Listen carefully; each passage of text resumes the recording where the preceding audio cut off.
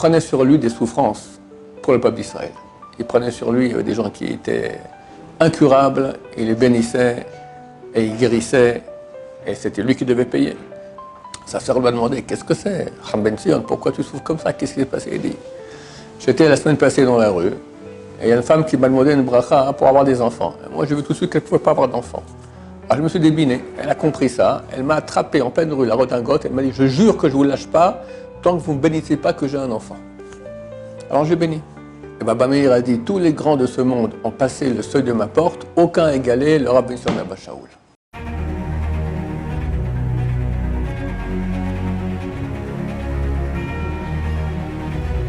Ce shiur est dédié pour que Marc Gabriel Belmonique puisse faire son alia. On rajoute rapidement et facilement Bezrat Hashem, mais intelligemment. Ok, ce jeudi 25 juillet 19 Tammuz, ce sera la Iloula du Rav Ben Sion Abba Shaul Zatzal, dont j'ai eu la chance d'être très proche, et j'ai fait très souvent des cours sur lui. On va redire des choses que j'ai sûrement déjà dites, mais bon, le jour arrive, il faut quand même connaître, savoir un peu de qui il s'agit. Ceux qui veulent aller pèleriner sa tombe, contrairement aujourd'hui, c'est le Yortzeit, c'est la Iloula de Rabbi Ham Ben Attar, on peut aller, mais c'est un peu dangereux, c'est vraiment région arabe. Par contre, le Rav Ben Sion Abba Shaul, il est enterré au cimetière de Sanedria, il n'y a aucun problème à aller sur sa tombe. Il y aura un grand monde d'ailleurs qui vont là-bas pèleriner sur sa tombe. Le Rav est né autour de 1922, quelque chose comme ça. À la même époque, environ que le Rav Odia Yosef, ils étaient des très bons amis, ils allaient ensemble, ils habitaient dans la ville nouvelle, ils allaient à l'époque à l'école, dans la vieille ville. Il y avait une petite route comme ça d'une demi-heure tous les matins, aller-retour, et chaque fois, c'est la revision de tout le cours, par cœur. Et après, ils sont mariés, ils ont habité dans le même bâtiment. Et donc, c'était très bons amis, souvent pas d'accord au niveau de la halakha, mais néanmoins, des bons amis. Le Rav, assez rapidement, il a commencé à voir Ruach HaKodesh. C'est intéressant de voir qu'il y avait un grand kabbaliste à l'époque, c'était le Rav Mordechai Sharabi.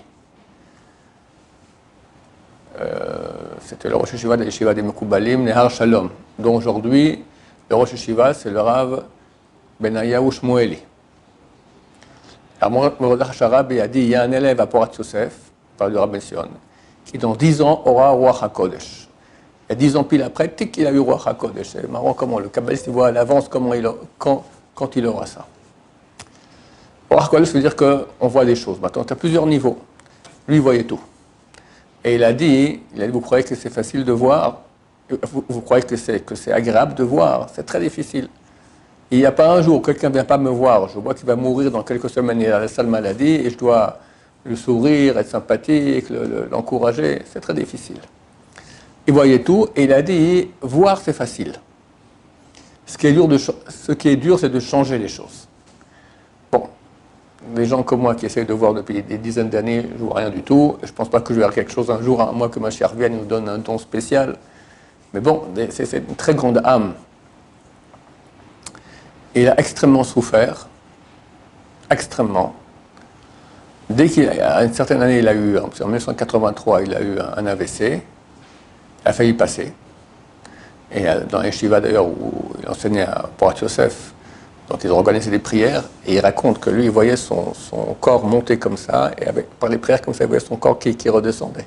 Ça montait, ça descendait, ça montait, ça descendait. À la fin, il est redescendu. Bon, il était paralysé de la moitié de son corps, il ne pouvait plus parler normalement, terrible. Mais dès lors, il a eu des pouvoirs encore plus grands. On dit qu'il a une grande âme durant toute la vie. Quand on fait des mitzvot aux anniversaires, on a des parties d'âme plus grandes qui viennent en nous. Plus on fait le Zohar, il dit, plus tu fais, plus tu reçois. Et on dit qu'il a reçu une partie d'âme tellement grande que le corps ne pouvait pas supporter ça, donc c'est pour ça qu'il a été à moitié paralysé. Et dès ce moment-là, alors, une parole qu'il disait, ça changeait tout. Et il a dit, voir c'est facile, changer c'est difficile, mais il changeait comme ça. J'ai raconté souvent cette histoire-là, qu'un jour, un de ses élèves a amené un menuisier chez lui à la cuisine pour arranger un peu les armoires, tout ça. Il rentre dans la cuisine, il dit « Ah, merci beaucoup, tout ça ». Alors l'élève lui dit « Faites une bracha qu'il ait un enfant ». Alors, Rav lui fait une bracha, voilà, que t'es un garçon. Non, non, ça va, j'ai déjà 2 garçons, j'aimerais une fille. Il dit trop tard. Il n'a rien, simplement dit que t'es un garçon, trop tard. Voilà. On ne peut plus changer. Autre histoire du même genre, une fois, il y a une femme qui lui demande, je peux avoir une bracha pour avoir un enfant, il fait la bracha. Non, non, c'est pas compris, c'est pas pour moi, c'est pour ma fille. Bon, amenez votre fille. Et en route, il dit comme ça, il dit, quel est le problème qu'une mère et une fille, ils aient un enfant le même jour. Il a béni la fille, les deux ont accouché en même temps, enfin le même jour. Pourquoi j'ai commencé à dire qu'il souffrait énormément? Parce que quand on a une grande âme, il a dit lui-même, voilà, il faut préparer le chemin pour Olam Haba. Il y en a qui vont au Olam Haba au premier étage, il y en a qui vont au 1000e étage. Il faut prendre avec soi des mérites pour pouvoir monter. D'accord? Et les mérites les plus grands, c'est la souffrance. Plus que cela, il prenait sur lui des souffrances pour le peuple d'Israël. Il prenait sur lui des gens qui étaient incurables, il les bénissait et il guérissait, et c'était lui qui devait payer. Une fois, il a eu, lui et sa femme, en une semaine terrible. Sa sœur lui a demandé, qu'est-ce que c'est? Ram Ben Sion, pourquoi tu souffres comme ça? Qu'est-ce qui s'est passé? Il dit, j'étais la semaine passée dans la rue, et il y a une femme qui m'a demandé une bracha pour avoir des enfants. Et moi, j'ai vu tout de suite qu'elle ne pouvait pas avoir d'enfants. Alors je me suis débiné, elle a compris ça, elle m'a attrapé en pleine rue, la redingote, elle m'a dit, je jure que je ne vous lâche pas, tant que vous ne bénissez pas que j'ai un enfant. Alors j'ai béni. Attends, quand le Rav, il voit une femme qui c'est marqué dans son dossier, dans le ciel, pas d'enfant. Et lui, il dit, oui, un enfant. Tu comprends qu'il est en train de chambouler tous les ordres de Bereshit depuis la création, c'est pas comme ça. Alors il faut accuser le chèque, d'accord, c'est des millions qu'il met comme ça, alors il souffrait énormément, lui et sa femme ont souffert. Une fois, on lui a demandé une bracha, elle a dit, je peux plus. Bon, je peux pas, j'ai pris déjà beaucoup trop de souffrance sur moi, je suis au top de ma possibilité. Bon, tout cela, toutes ces souffrances et toute cette grandeur d'âme n'aurait servi à rien s'il n'avait pas été un grand Torah. Il connaissait toute la Torah. Très, très, très, très grand. Et il a dit à propos de Baba Meir c'était le fils de Baba Saleh, il m'a dit à moi, il connaissait toute la Torah. Et il est devenu très proche de Baba Meir. Baba Meir l'aimait beaucoup. Comme la première fois qu'il était allé le voir, il a dit, ils ont discuté Torah, le Baba Meir a vu que c'était, il dit, qui tu es? Je m'appelle Abba Shaul. Et tu étudies où? J'étudie dans la yeshiva de Porat Yosef. Attends, lui était un des Raché Yeshivot, un des chefs de la yeshiva. Il n'a pas dit ça.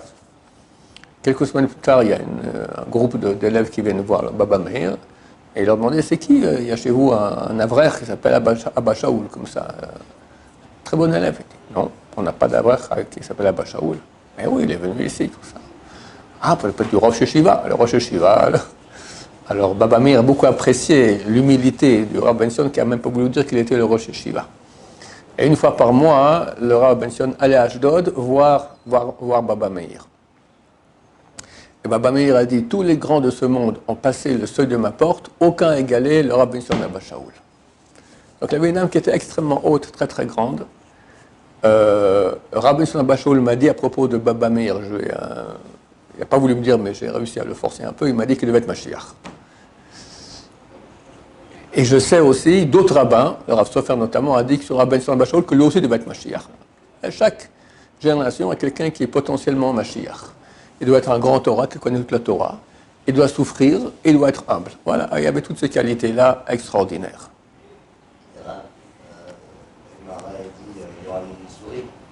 Pardon? Quoi, l'Oal et des Issourim? On ne peut pas souffrir. Non. Nous, on demande que la Géoula vienne sans souffrance. Le Mashiach, il souffre. C'est marqué clairement dans Yeshayahu. D'accord? C'est marqué clairement. Il souffre, c'est clair qu'il souffre. Vous avez dit aussi que pour le Olam Haba, le plus grand mérite, c'est les souffrances. Ouais. Et on dit bien, encore une fois, alors il y a des sourires. Nous, on demande, c'est marqué la Gemara comme ça, dans le traité de Brachot, page 5, elle dit que le plus grand mérite qu'on puisse avoir, ce sont des souffrances. Mais elle dit, on veut ni les souffrances, ni leur mérite. Tu comprends? Qui peut dire je veux des souffrances? Hein? Plus que les mitzvot. Beaucoup plus. Plus que la Torah. Plus que tout. Souffrance est plus que tout. Souffrance est plus que tout. Mais la Gemara dit, on ne veut pas de souffrance. Qui peut dire je veux des souffrances? On veut ni souffrance, ni leur récompense. Mais si Dieu décide, il décide. Voilà. Il faut aussi que ce soit les souffrances qui n'amènent pas tout Torah. Ça amène tout le Torah. Alors, Rabban Sion Abba Shaul, une fois, il a pris l'avion avec le Rav Yosef. Ils sont allés en Amérique du Sud. Et durant tout le voyage, le Rav Yosef, avec ses livres, il étudie comme ça. Alors, Rabban Sion, à côté, ne pouvait pas étudier, il s'est mis à pleurer. Et il dit, je suis jaloux. Il avait un amour de la Torah énorme. Bien sûr. Mais des fois, Dieu juge que c'est nécessaire que quelqu'un souffre, même au prix qu'il y ait moins de Torah. Voilà, c'était le cas du Rav. Ça ne s'appelle pas alors Isurim chez la Hava. C'est certainement des Isurim de Hava, parce que Dieu, le Rav, lui m'a dit, quand je lui dis, moi, une fois on était ensemble, je l'ai amené aux toilettes, et sur la route, je lui ai dit, le Rav, il prend tous les péchés de la génération. Il dit, allez, va, ici seulement je parle de ce monde propre. Mais c'est pas vrai. Il a dit ça comme ça, histoire d'être humble, d'accord? Pas dire que oui, je prends sur moi les péchés de la génération. Mais c'est clair que, comme j'ai dit, il prenait les péchés des gens pour qu'ils ne souffrent pas. 2, si il devait être Mashiach, il souffre en tant que Mashiach, il faut aussi prendre les souffrances de la génération. 3, il m'a dit, on doit arriver très haut, d'accord? On doit arriver à celui qui doit être très haut, très haut. Alors il va prendre beaucoup de mérite. Alors, ça peut être l'étude de Torah, ça peut être aussi des souffrances. Ce n'est pas nous qui décidons. Comment il a pu posséder les autres? Pardon? Comment il a pu posséder les autres? Une fois qu'il était à moitié paralysé? Non, en général. Avec quelle précision? Le Rav était un rapide. Très rapide. Et il allait au mikvé. Il a écrit dans son livre que le mikvé, il faut faire rapidement. Il étudiait, le vendredi, il étudiait la Torah avec Ovadia Yosef. Du matin jusqu'à la leçon de il y a une sirène ici à Jérusalem qui annonce que Shabbat arrive dans 40 minutes. Dans leur jeunesse. Ouais, dans leur jeunesse. Et jeunesse, mais il était déjà marié, et sa femme raconte qu'elle lui a amené un pique-nique, d'accord, à midi, le vendredi. Maintenant, quand ça sonnait, Ovadia Yosef n'allait pas au mikvé, il continuait à étudier. Et lui prenait sa douche, le Rav Yosef prenait sa douche pour Shabbat jeudi soir. Pour que le vendredi, c'est écrit que le vendredi, c'est un jour d'étude le plus grand. Si tu veux grandir en Torah, c'est le vendredi qu'il faut étudier beaucoup. Et le Rav Ben Sion, lui, quittait le Rav, allait vite au mikvé, rapidement, tac, pour arriver à Mincha. Et comme je citais dernièrement, il y a un nouveau livre qui est sorti maintenant, écrit par le beau-frère du Rav Ben Sion, qui raconte que des fois, il allait avec lui dans la rue, il se disait, attends, une compte, tac, il sautait au mikvé, il revenait plusieurs fois par jour. Le mikvé, ça purifie énormément. Mais il était très rapide. Très rapide. Aussi, quand il enseignait, fallait comprendre, quoi. Il parlait peu pour dire beaucoup. Comme tous les grands sages. Il n'a pas beaucoup écrit. Et contrairement à Rav Yosef qui écrivait des livres, lui, il pensait que c'est mieux d'enseigner. Donc il enseignait les élèves pour en faire les futurs cadres de la communauté Sfarad. Ça manquait. Il n'y avait pas des chivotes Sfarad, il y avait une seule pour At Yosef. D'accord? Donc lui était là-bas, il enseignait. Et au Hachem, beaucoup des grands sages d'Israël aujourd'hui sont des élèves qui ont étudié chez lui. Et quand il est tombé, il a eu l'AVC, et il s'est dit, vu qu'il est paralysé du bras droit, il s'est dit sûrement un signe que j'aurais dû écrire. Alors il a écrit des livres. Le premier, c'était ses paroles encore qui étaient écrites. Le deuxième encore à moitié. Le troisième déjà, c'est plus que des enregistrements, etc. Mais normalement, il y a 5 livres aujourd'hui qu'il a écrits, qu'on peut dire comme ça qu'il a écrits, qui proviennent de lui, qui sont donc appelés tous Or Letzion. Des livres extraordinaires, on recommande leur lecture.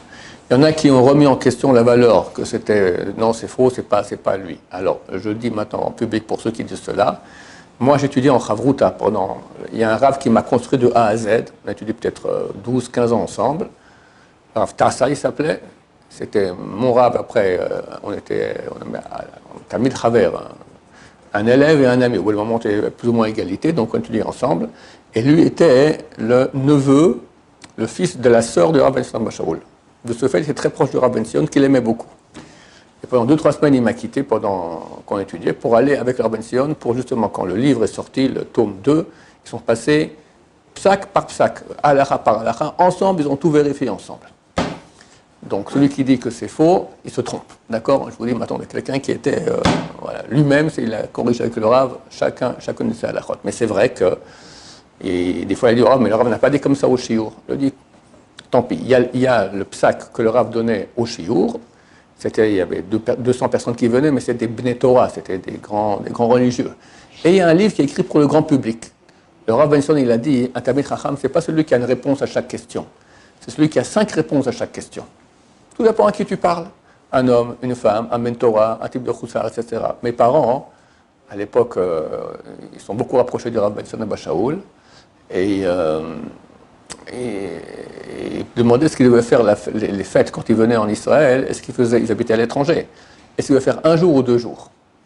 Alors Bension, je sais que pour leur cas, eux, où ils habitaient la majorité de l'année à l'étranger, ils devaient faire 2 jours.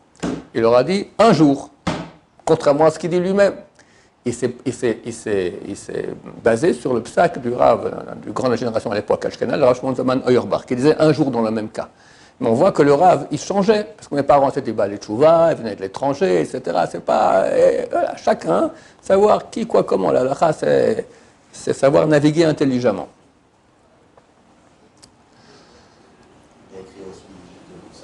Alors, c'est pas le livre de Moussard aussi, donc c'est des enregistrements de ses cours qui ont été mis par écrit. Zichron Hadassah, 2 livres qui sont écrits, qui ont été appelés Zichron Hadassah.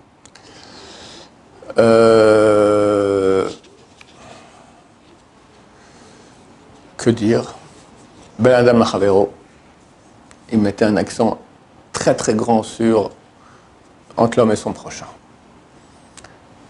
Son fils m'a dit qu'il faisait des calculs des fois qu'une femme enceinte devait arriver, comment faire pour qu'elle ait une place assise, etc. Tout ça pour faire en sorte d'être bon avec son prochain. Et bien sûr, l'amour qu'il avait du peuple d'Israël. Il était très très sensible. Quand des gens venaient avec des problèmes, il se mettait à pleurer. Alors, qu'est-ce qu'on a comme belle histoire à raconter? Il y avait quelqu'un à mon collège qui s'appelait Weiden Zatzal. C'était un ancien des commandos israéliens qui a fait tchouva. Et il y avait un enfant, et cet enfant, à l'âge de 12 ans, il a eu un virus qui l'a rendu paralysé de la moitié du corps. Alors, on lui en parlait. Il y avait un type qui s'appelait Amora, c'était un Balchoua aussi, qui s'occupait du Rav, il le prenait dans la chaise roulante, qu'est-ce que c'est ça? Il a dit demain matin, quand je sors de l'ascenseur, amenez-le dans le hall d'entrée de l'immeuble, je lui ferai une bracha.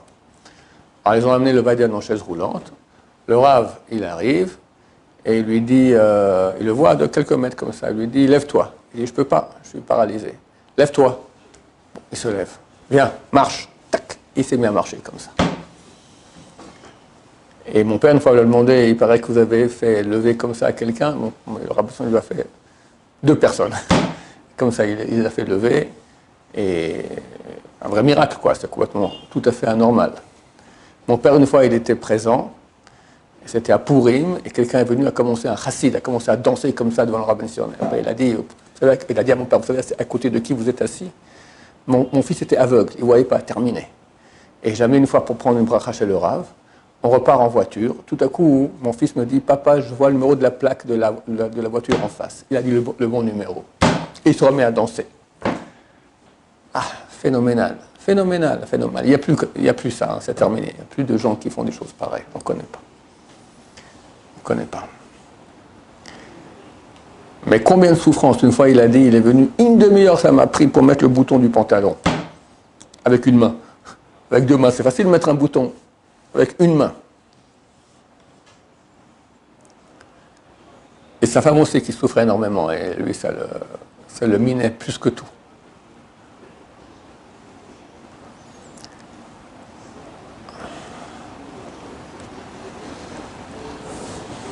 Comment on peut comprendre qu'il prenait les souffrances des autres, et aussi quelque part on peut se dire pourquoi il faisait tellement des miracles avec des aveugles, des gens qui sont paralysés. Quel est le but? Et surtout aussi, lui en retour il prend des souffrances.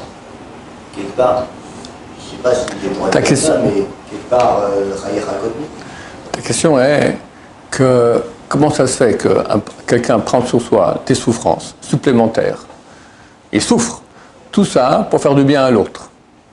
Et bien c'est ça le peuple d'Israël, mon cher ami. Aime son prochain comme soi-même. Dieu a donné des pouvoirs aux grands tzadikim pour qu'ils s'occupent du peuple d'Israël. Le but, c'est pas simplement tu es dans ta tour d'ivoire et tu sers Dieu, etc. Tu fais partie d'un peuple et tu aides le peuple. Alors lui, il a accepté cela. C'est écrit, quand il était plus jeune, à l'âge de 40 ans, il a eu une crise cardiaque. Alors quand on raconte, il raconte que lui aussi, il savait, il a accepté que la crise cardiaque viendrait. D'accord? Donc les gens prennent sur eux, ils sont prêts pour le peuple d'Israël. C'est un très, très, très grand niveau. Qui est prêt à souffrir pour l'autre? Lui était prêt à souffrir pour l'autre. Il avait un pouvoir, il savait que ça... Tu comprends qu'un type qui a une maladie, il doit mourir. D'accord? Alors lui, il va faire une bracha pour qu'il guérisse. Alors comment il va souffrir? Il va souffrir pour ça. Mais 1000 fois, 10 000 fois moins que le type qui doit mourir. Ben, c'est un calcul, ça vaut la peine. Je préfère moi souffrir un peu. Le type, il est guéri. Il y a un type qui est venu le voir une fois, il avait un cancer métastasé partout à la phase finale. Il lui a dit, t'es guéri. Il dit, Kvod Arav, il monte les photos, voilà, là, il y en a plein partout, tout ça. T'es guéri. Mais regardez, attends, tu vois la maladie, là, elle était là, elle est partie. Elle est partie. Effectivement, le type était guéri, complètement. Et des fois, il ne pouvait pas guérir. Moi, j'ai une belle-mère qui est décédée quand j'avais 30 ans d'un cancer de l'estomac. Le Rav, on était avec lui pendant Pessah, 3 mois avant qu'elle décède. Elle n'était pas présente. Ma femme qui était avec moi m'a demandé de demander au Rav peut-être 500 fois une bracha. Il n'en pouvait plus. 500 fois. À la fin, je lui ai dit, après la fin de Pessah, je lui ai dit, ma belle-mère, elle dit, il faut beaucoup de miséricorde. En 2 mots, c'est cuit. Et il m'a dit, cette maladie, on ne peut rien faire. C'est chotam dam, c'est un tampon de sang. Si on a cette maladie, on ne peut plus s'en sortir. Il avait d'ailleurs le frère de sa bru. Il a un fils, il avait la Rabben Sion, sa femme, Nitzréa s'appelle, son frère, c'est un Talmid Chacham, Rabbi Yaakov Moallem. Il a un frère qui va de temps en temps étudier ici, grand tzaddik aussi. Il a eu la maladie. Et combien ils ont prié, combien le Rabbi Sion il a jeûné, combien il a fait pour lui. Le pauvre garçon, il est parti en Amérique se faire soigner, il est revenu, ils ont fait un grand accueil à Ben Gurion, on le reçoit, tout le monde était content qu'il est revenu guéri. Le Rav, il a fait la grimace. Il a vu tout de suite que c'était fichu, que ça allait pas, pour finir les morts. Donc c'est pas dans tous les cas. Alors lui, il m'a dit sur cette maladie-là qu'on peut rien faire. Je veux dire, il y a beaucoup de cas de gens qui ont cette maladie et ils guérissent. Mais les médecins se trompent, ils croient que c'est la même chose, c'est pas la même chose. Donc nous, ça ne change rien. Quand quelqu'un lui dira Chas Shalom qu'il a le cancer, c'est pas forcément que c'est cuit, parce que les gens croient que c'est le cancer, c'est pas le cancer, d'accord? Mais si c'est le vrai, Hachem Ishmor. Donc c'est pas que dans tous les cas, on peut faire absolument tout ce qu'on veut et comme on veut.